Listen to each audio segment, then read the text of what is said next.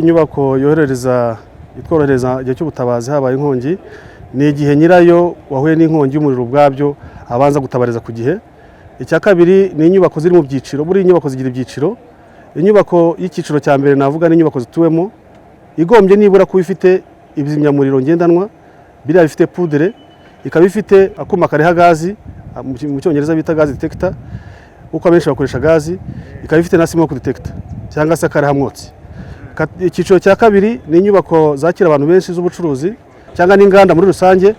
Icyo gihe nibura igombye kuba ifite ibyo bizimyamwoto ngendanwa, ikaba ifite ibyo bita hose n'umupira urimo amazi azimya inkongi y'umuriro, ikaba ifite ivomero ryaho imodoka z'ubutabazi zishobora kubona amazi zicomeka hahura neza n'imipira yabo.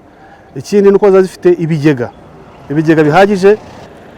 Ikindi nuko zifite pompe ifite imbaraga zisunika amazi ku kigero cya bare cyangwa se ubwinshi bw'amazi busohoka 8. Ikindi nuko iyo nyubako igomba kuba ifite inzira z'ubutabazi, aho amakamyo yose zaba izo mu cyiciro cya mbere mu cyiciro cya kabiri zigomba kuba zifite iyo nzira y'ubutabazi bw'amakamyo aza kuzimya. Ikindi mu mubikire y'ibikoresho byacu tubika dukoresha bwa buri munsi, cyane cyane mu nganda no mu z'ubucuruzi, bateganye cyane kubika ibintu mu buryo butandukanye bitavangitanyije ko byoroshya mu kuzimya inkongi y'umuriro. Ndavuga nk'ibisukika, peteroli, tineri n'ibindi byose n'amagazi kuyashyira hamwe n'ibindi bicuruzwa. Iyo bitandukanye bidufasha kwihuta kuzimya inkongi y'umuriro bitewe n'ibikoresho twazanye kuzimisha igihe habaye inkongi y'umuriro.